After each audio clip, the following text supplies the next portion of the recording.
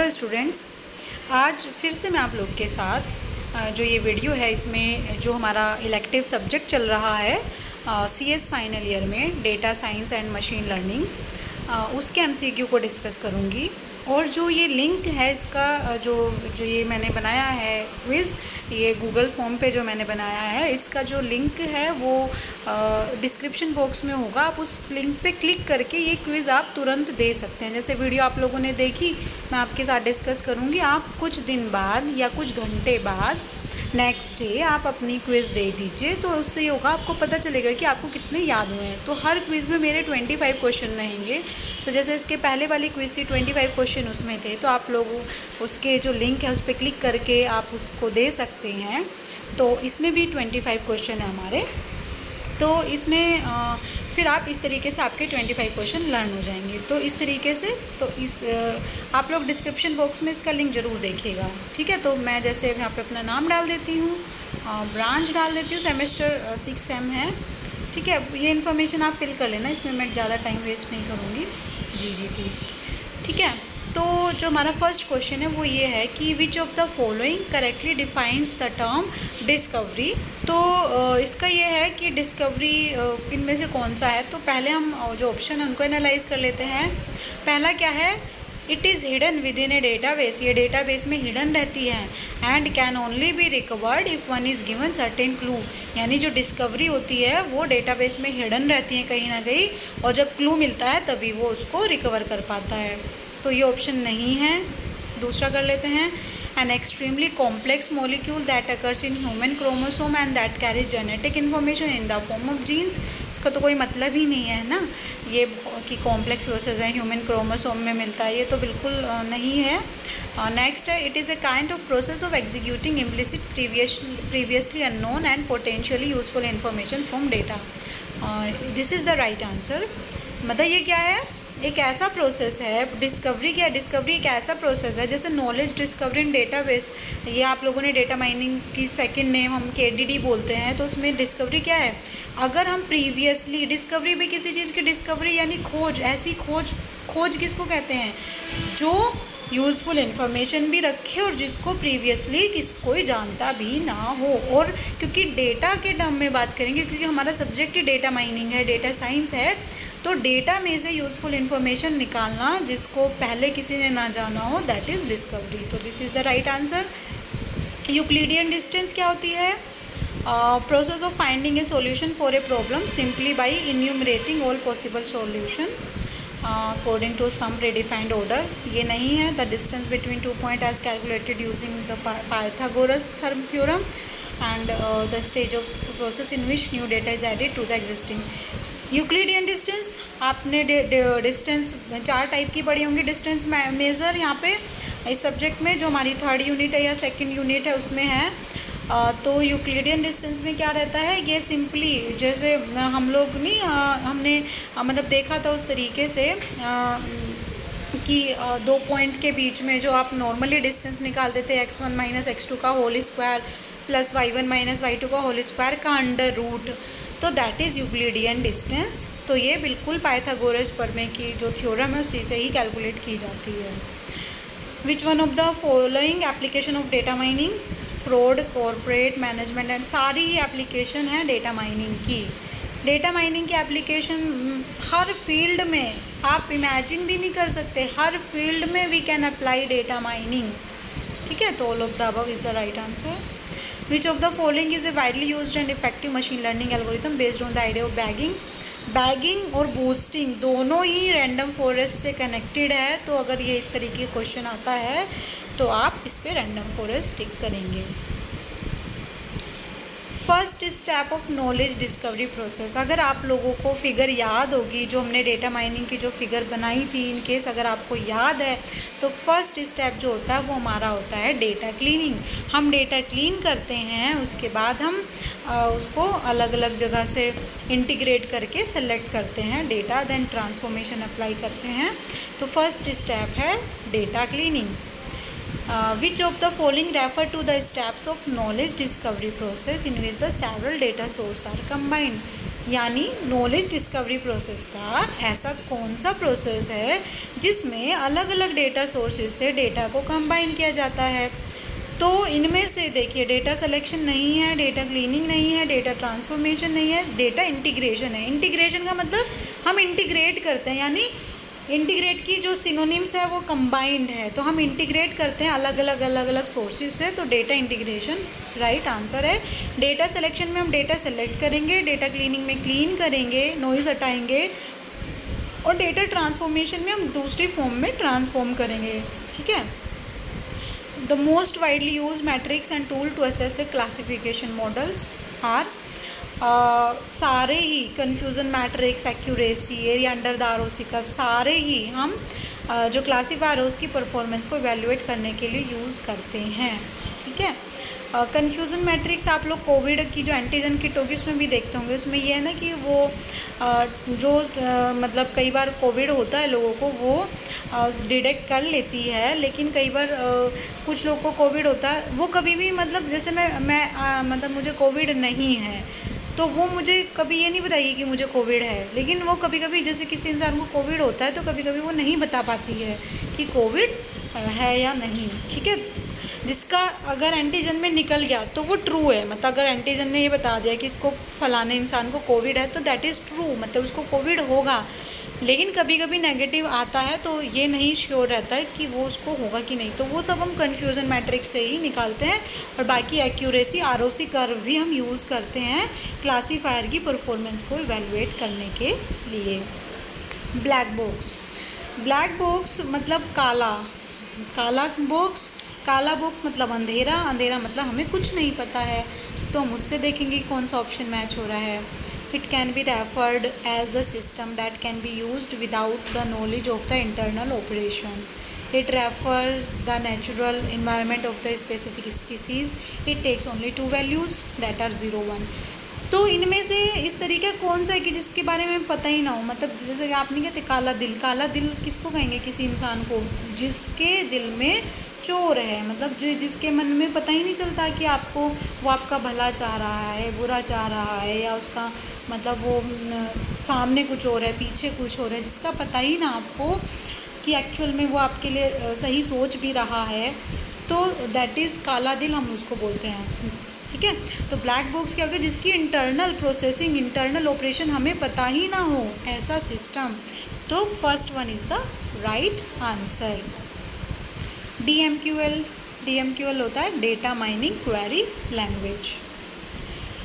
Decision tree की disadvantage, ये हम कुछ इसके 1-2 क्वेश्चन हैं जो रिपीट हो गए हैं पहले वाली से। तो ये है, ये ओवरफिटिंग के लिए प्रोन होती है। अगेन मैं बता रही हूँ ओवरफिट क्या होता है। अगर मैं अपनी क्लास के बच्चों को अपने पढ़ाए हुए में से क्वेश्चन दे दूं और वो जो भी पूरे मार्क्स अगर उनके आ जाएं, लेकिन अगर मैंने पेपर कभी अलग बना दिया डिफरेंट जगह से, उनके नंबर ख़राब आए, तो दैट इज़ ओवर फिटिंग, यानी मतलब जो मैंने पढ़ा उसको उन्होंने रट लिया है, रट्टूफिकेशन है, तो दैट इज़ ओवर फिटिंग। मतलब वो ओवर रट के तो बहुत अच्छा लर्न कर लेंगे, लेकिन वो कभी भी उतना अच्छा परफॉर्म नहीं कर पाएंगे। तो ऐसा मॉडल आप भी नहीं चाहेंगे जो बहुत ज़्यादा रट ले।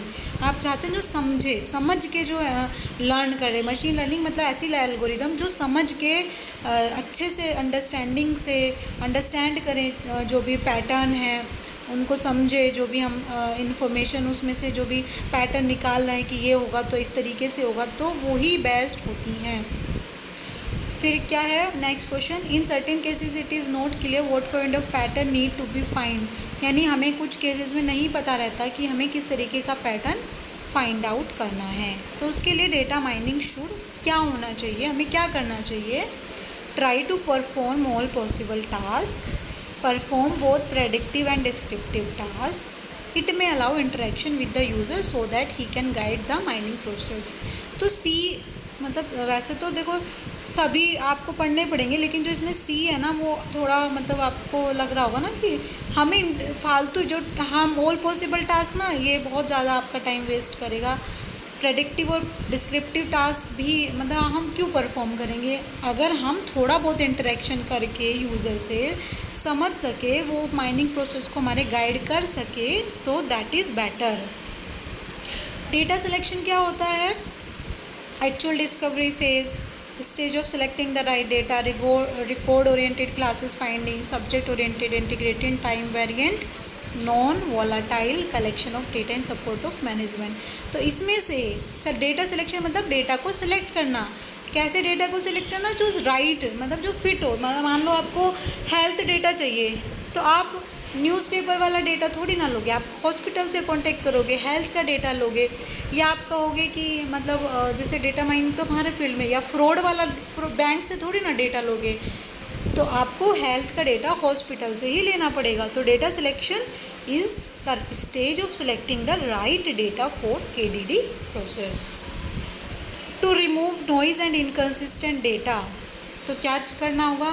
अब मैंने इसके पहले भी बताया कि डेटा क्लीनिंग में ही हम अपने डेटा में से नॉइज़ को और इनकन्सिस्टेंट डेटा को रिमूव करते हैं। Studies the collection, analysis, interpretation और explanation and presentation of data. इसका आंसर है हमारा स्टैटिस्टिक। ठीक है, स्टैटिस्टिक में हम कलेक्शन भी करते हैं, एनालिसिस भी परफॉर्म करते हैं, इंटरप्रिटेशन भी करते हैं, एक्सप्लेनेशन भी करते हैं, प्रेजेंट भी करते हैं।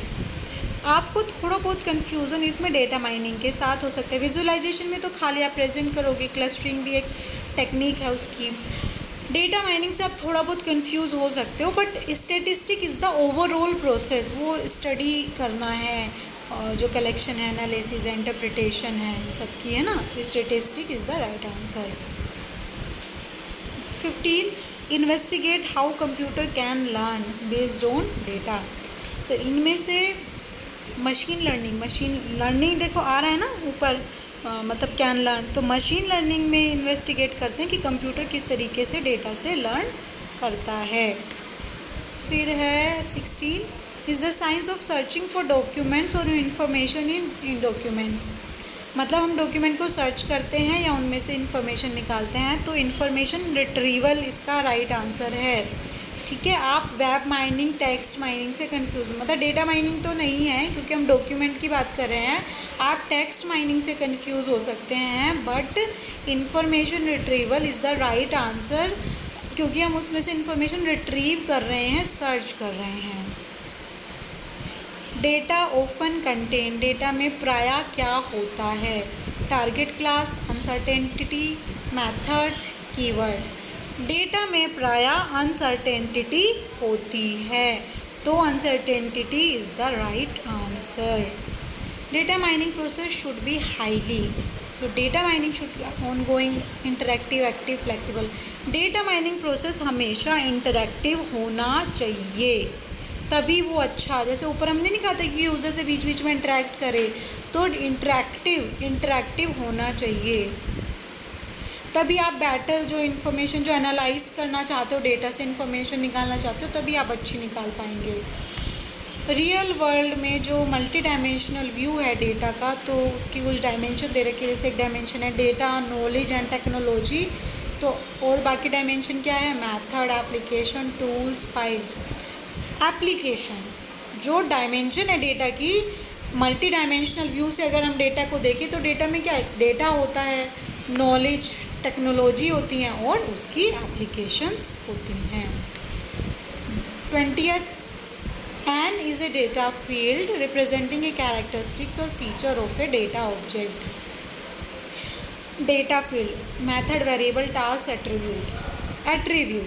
एट्रीब्यूट ही रिप्रेजेंट करेगा कैरेक्टरिस्टिक्स को। जैसे कि अगर मैं आप लोग की इन्फॉर्मेशन, स्टूडेंट की इन्फॉर्मेशन कलेक्ट करूं, आपका नेम एंड जो ये आपके रोल नंबर होगा, आपके फादर नेम होगा, यूराइज आईडी होगी, आपकी ईमेल आईडी होगी, ये सब आपकी कैरेक्टरिस्टिक्स या फीचर को रिप्रेजेंट करेंगे। या कोई डायबिटिक पेशेंट है तो उसकी जो हेल्थ से रिलेटेड जो भी चाहिए होगा, ठीक है, BMI, उसका शुगर लेवल, तो ये सब उसकी जो हैं, इनको कैरेक्टरिस्टिक्स या फीचर रिप्रेजेंट करते हैं, इनको एट्रीब्यूट कहते हैं। The values of a attribute are symbols or names or of things. तो इसमें क्या है कि नेम वैसा एट्रीब्यूट जो सिंबल्स या नेम ऑफ थिंग्स को रिप्रेजेंट करे, तो nominal is the right answer. ठीक है, ऑर्डिनल में ऑर्डर होता है, रेशियो और इंटरवल डिफरेंट होते हैं।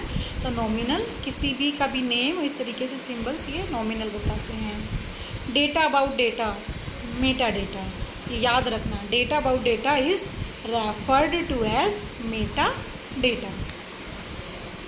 Partition the object into different groups, क्योंकि आप लोग पढ़ चुके हैं तो जो क्लस्टरिंग होती है उसमें हम डिफरेंट ग्रुप्स में ऑब्जेक्ट को डिवाइड करते हैं।